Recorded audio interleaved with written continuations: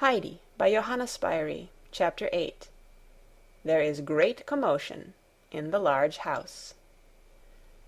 Sebastian had just shown the tutor into the study on the following morning, when there came another and very loud ring at the bell, which Sebastian quickly ran to answer. "Only Herr Sesemann rings like that," he said to himself. "He must have returned home unexpectedly."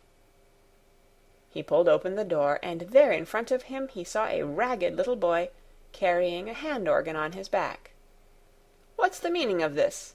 said Sebastian angrily. "I'll teach you to ring bells like that. What do you want here?" "I want to see Clara," the boy answered. "You dirty, good-for-nothing little rascal! Can't you be polite enough to say Miss Clara? What do you want with her?" continued Sebastian roughly. "She owes me 4d," explained the boy.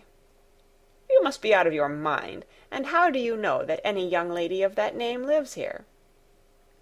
"She owes me 2d for showing her the way there, and 2d for showing her the way back." "See what a pack of lies you are telling. The young lady never goes out, cannot even walk. Be off and get back to where you came from, before I have to help you along." But the boy was not to be frightened away. He remained standing, and said in a determined voice, "But I saw her in the street, and can describe her to you. She has short, curly black hair, and black eyes, and wears a brown dress, and does not talk quite like we do." "Oh-ho!" thought Sebastian, laughing to himself. "The little miss has evidently been up to more mischief." Then, drawing the boy inside, he said aloud, "I understand now. Come with me and wait outside the door till I tell you to go in. Be sure you begin playing your organ the instant you get inside the room. The lady is very fond of music." Sebastian knocked at the study door, and a voice said, "Come in." "There is a boy outside who says he must speak to Miss Clara herself," Sebastian announced. Clara was delighted at such an extraordinary and unexpected message. "Let him come in at once," replied Clara. "He must come in, must he not?" she added, turning to her tutor, "if he wishes so particularly to see me." The boy was already inside the room, and according to Sebastian's directions, immediately began to play his organ. Fräulein Rottenmeier, wishing to escape the ABC, had retired with her work to the dining-room. All at once she stopped and listened. Did those sounds come up from the street? And yet they seemed so near. But how could there be an organ playing in the study? And yet it surely was so. She rushed to the other end of the long dining-room and tore open the door. She could hardly believe her eyes.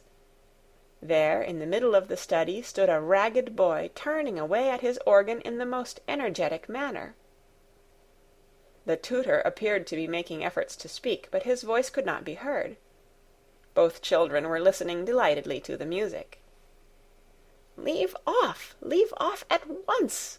screamed Fräulein Rottenmeier. But her voice was drowned by the music.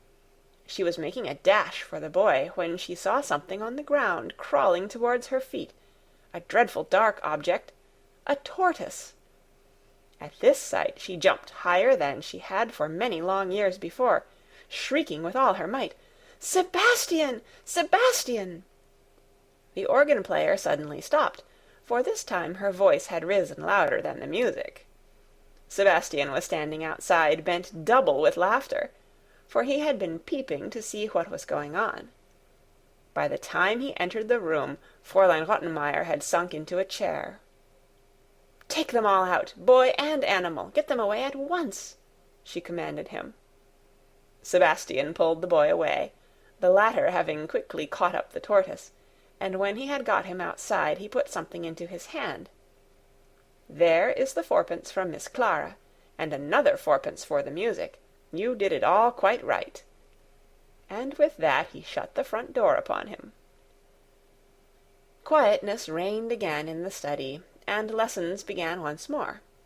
Fräulein Rottenmeier now took up her station in the study in order by her presence to prevent any further dreadful goings-on. But soon another knock came to the door, and Sebastian again stepped in, this time to say that someone had brought a large basket, with orders that it was to be given at once to Miss Clara. "For me?" said Clara in astonishment, her curiosity very much excited. "Bring it in at once, that I may see what it is like." Sebastian carried in a large covered basket, and retired. "I think the lessons had better be finished first, before the basket is unpacked," said Fräulein Rottenmeier. Clara could not conceive what was in it, and cast longing glances towards it. In the middle of one of her declensions she suddenly broke off and said to the tutor, "Mayn't I just give one peep inside to see what is in it before I go on?" "On some considerations I am for it, on others against it," he began in answer. "For it, on the ground that if your whole attention is directed to the basket—" But the speech remained unfinished. The cover of the basket was loose, and at this moment 1, 2, 3, and then 2 more, and again more kittens came suddenly tumbling onto the floor and racing about the room in every direction, and with such indescribable rapidity that it seemed as if the whole room was full of them. They jumped over the tutor's boots, bit at his trousers, climbed up Fräulein Rottenmeier's dress, rolled about her feet, sprang up onto Clara's couch, scratching, scrambling, and mewing. It was a sad scene of confusion. Clara, meanwhile, pleased with their gambols, kept on exclaiming, "Oh, the dear little things! How pretty they are! Look, Heidi, at this one! Look at that one over there!" And Heidi in her delight kept running after them, first into one corner and then into the other. The tutor stood up by the table, not knowing what to do, lifting first his right foot and then his left, to get it away from the scrambling, scratching kittens. Fräulein Rottenmeier was unable at first to speak at all, so overcome was she with horror, and she did not dare rise from her chair for fear that all the dreadful little animals should jump upon her at once. At last she found voice to call loudly, "Tinette! Tinette! Sebastian! Sebastian!" They came in answer to her summons, and gathered up the kittens. By degrees they got them all inside the basket again, and then carried them off to put with the other 2. Today again there had been no opportunity for yawning. Late that evening, when Fräulein Rottenmeier had somewhat recovered from the excitement of the morning, she sent for the 2 servants, and examined them closely concerning the events of the morning. And then it came out that Heidi was at the bottom of them, everything being the result of her excursion of the day before. Fräulein Rottenmeier sat pale with indignation, and did not know at first how to express her anger. Then she made a sign to Tinette and Sebastian to withdraw, and, turning to Heidi, who was standing by Clara's couch, quite unable to understand of what sin she had been guilty, began in a severe voice, "Adelheid, I know of only one punishment which will perhaps make you alive to your ill conduct, for you are an utter little barbarian, but we will see if we cannot tame you so that you shall not be guilty of such deeds again, by putting you in a dark cellar, with the rats and black beetles." Heidi listened in silence and surprise to her sentence, for she had never seen a cellar such as was now described. The place known at her grandfather's as the cellar, where the fresh-made cheeses and the new milk were kept, was a pleasant and inviting place. Neither did she know at all what rats and black beetles were like. But now Clara interrupted in great distress. "No, no, Fräulein Rottenmeier, you must wait till papa comes. He has written to say that he will soon be home, and then I will tell him everything, and he will say what is to be done with Heidi." Fräulein Rottenmeier could not do anything against this superior authority, especially as the father was really expected very shortly. She rose and said with some displeasure, "As you will, Clara, but I too shall have something to say to Herr Sesemann." And with that she left the room. 2 days now went by without further disturbance. Fräulein Rottenmeier, however, could not recover her equanimity. She was perpetually reminded by Heidi's presence of the deception that had been played upon her, and it seemed to her that ever since the child had come into the house everything had been topsy-turvy, and she could not bring things into proper order again. Clara had grown much more cheerful. She no longer found time hang heavy during the lesson hours, for Heidi was continually making a diversion of some kind or other. She jumbled all her letters up together, and seemed quite unable to learn them, and when the tutor tried to draw her attention to their different shapes, and to help her by showing her that this was like a little horn, or that like a bird's bill, she would suddenly exclaim in a joyful voice, "That is a goat! That is a bird of prey!" For the tutor's descriptions suggested all kinds of pictures to her mind, but left her still incapable of the alphabet. In the later afternoons Heidi always sat with Clara, and then she would give the latter many and long descriptions of the mountain and of her life upon it, and the burning longing to return would become so overpowering that she always finished with the words, "Now I must go home. Tomorrow I must really go." But Clara would try to quiet her, and tell Heidi that she must wait till her father returned, and then they would see what was to be done. And if Heidi gave in each time and seemed quickly to regain her good spirits, it was because of a secret delight she had in the thought that every day added 2 more white rolls to the number she was collecting for grandmother, for she always pocketed the roll placed beside her plate at dinner and supper, feeling that she could not bear to eat them, knowing that grandmother had no white bread, and could hardly eat the black bread, which was so hard. After dinner Heidi had to sit alone in her room for a couple of hours, for she understood now that she might not run about outside at Frankfurt as she did on the mountain, and so she did not attempt it. Any conversation with Sebastian in the dining-room was also forbidden her, and as to Tinette, she kept out of her way, and never thought of speaking to her, for Heidi was quite aware that the maid looked scornfully at her, and always spoke to her in a mocking voice. So Heidi had plenty of time from day to day to sit and picture how everything at home was now turning green, and how the yellow flowers were shining in the sun, and how all around lay bright in the warm sunshine the snow and the rocks, and the whole wide valley, and Heidi at times could hardly contain herself for the longing to be back home again. And Dete had told her that she could go home whenever she liked. So it came about one day that Heidi felt she could not bear it any longer, and in haste she tied all the rolls up in her red shawl, put on her straw hat, and went downstairs. But just as she reached the hall door she met Fräulein Rottenmeier herself, just returning from a walk, which put a stop to Heidi's journey. Fräulein Rottenmeier stood still a moment, looking at her from top to toe in blank astonishment, her eye resting particularly on the red bundle. Then she broke out, "What have you dressed yourself like that for? What do you mean by this?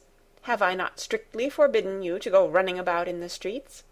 And here you are ready to start off again, and going out looking like a beggar." "I was not going to run about. I was going home," said Heidi, frightened. "What are you talking about? Going home? You want to go home?"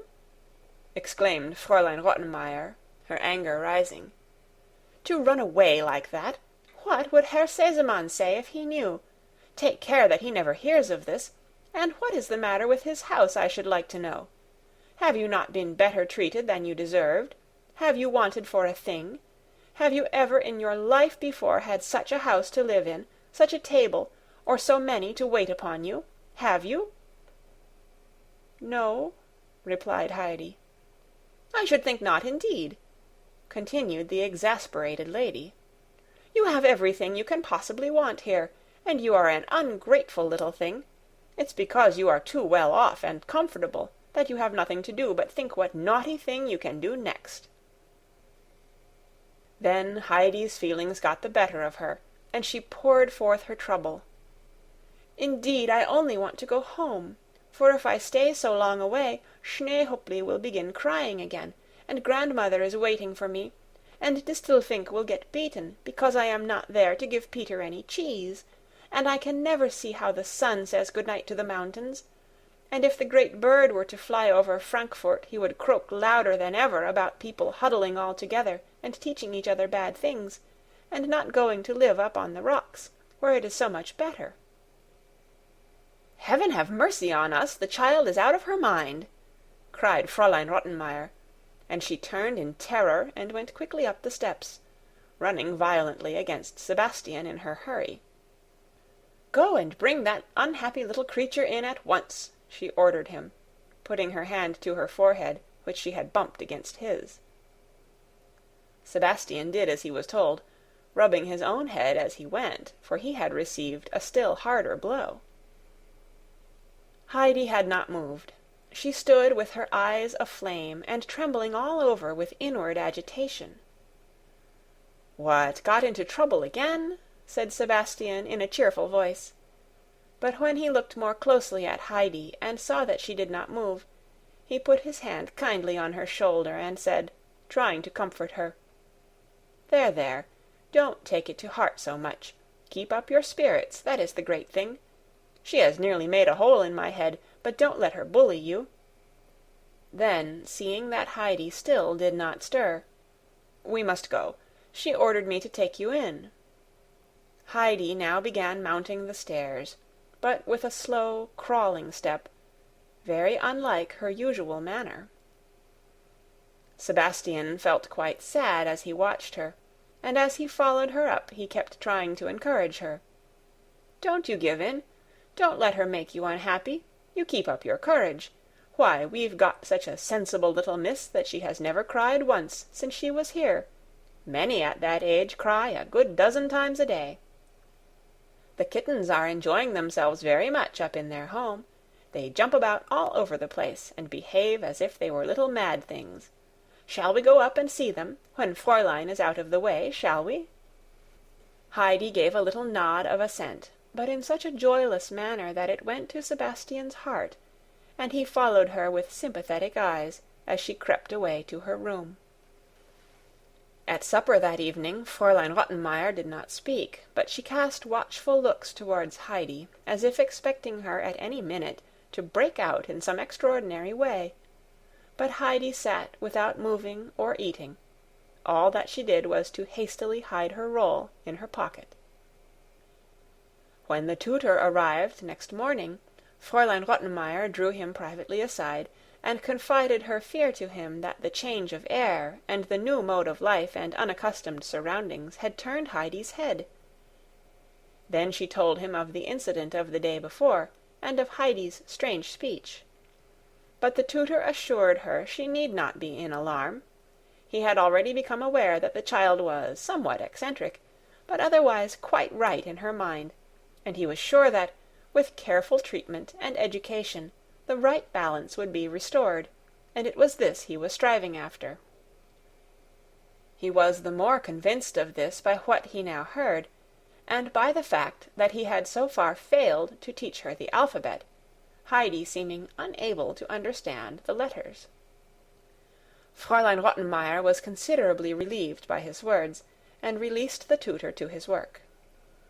In the course of the afternoon the remembrance of Heidi's appearance the day before, as she was starting out on her travels, suddenly returned to the lady, and she made up her mind that she would supplement the child's clothing with various garments from Clara's wardrobe, so as to give her a decent appearance when Herr Sesemann returned. She confided her intention to Clara, who was quite willing to make over any number of dresses and hats to Heidi, so the lady went upstairs to overhaul the child's belongings and see what was to be kept and what thrown away. She returned, however, in the course of a few minutes, with an expression of horror upon her face. "What is this, Adelheid, that I find in your wardrobe?" she exclaimed. "I never heard of anyone doing such a thing before. In a cupboard meant for clothes, Adelheid, what do I see at the bottom but a heap of rolls? Will you believe it, Clara? Bread in a wardrobe! A whole pile of bread! Tinette!" she called to that young woman who was in the dining-room. "Go upstairs and take away all those rolls out of Adelheide's cupboard, and the old straw hat on the table." "No, no!" screamed Heidi. "I must keep the hat, and the rolls are for grandmother." And she was rushing to stop Tinette when Fräulein Rottenmeier took hold of her. "You will stop here, and all that bread and rubbish shall be taken to the place they belong to," she said in a determined tone, as she kept her hand on the child to prevent her running forward. Then Heidi in despair flung herself down on Clara's couch and broke into a wild fit of weeping, her crying becoming louder and more full of distress every minute, while she kept on sobbing out at intervals, "Now the grandmother's bread is all gone. They were all for grandmother, and now they are taken away, and grandmother won't have one." And she wept as if her heart would break. Fräulein Rottenmeier ran out of the room. Clara was distressed and alarmed at the child's crying. "Heidi, Heidi," she said imploringly, "pray do not cry so. Listen to me. Don't be so unhappy. Look now. I promise you that you shall have just as many rolls, or more, all fresh and new, to take to grandmother when you go home. Yours would have been hard and stale by then. Come, Heidi, do not cry any more." Heidi could not get over her sobs for a long time. She would never have been able to leave off crying at all if it had not been for Clara's promise, which comforted her. But to make sure that she could depend upon it, she kept saying to Clara, her voice broken with her gradually subsiding sobs, "Will you give me as many, quite as many as I had for grandmother?" And Clara assured her each time that she would give her as many or more, she added, "only be happy again." Heidi appeared at supper with her eyes red with weeping, and when she saw her roll she could not suppress a sob. But she made an effort to control herself, for she knew she must sit quietly at table. Whenever Sebastian could catch her eye this evening, he made all sorts of strange signs, pointing to his own head, and then to hers, and giving little nods as much as to say, "Don't you be unhappy. I have got it all safe for you." When Heidi was going to get into bed that night, she found her old straw hat lying under the counterpane. She snatched it up with delight, made it more out of shape still in her joy, and then, after wrapping a handkerchief round it, she stuck it in a corner of the cupboard as far back as she could. It was Sebastian who had hidden it there for her. He had been in the dining-room when Tinette was called, and had heard all that went on with the child and the latter's loud weeping. So he followed Tinette, and when she came out of Heidi's room carrying the rolls and the hat, he caught up the hat and said, "I will see to this old thing." He was genuinely glad to have been able to save it for Heidi, and that was the meaning of his encouraging signs to her at supper. End of Chapter 8. Read by Kara Schallenberg on March 17th, 2006, in Oceanside, California.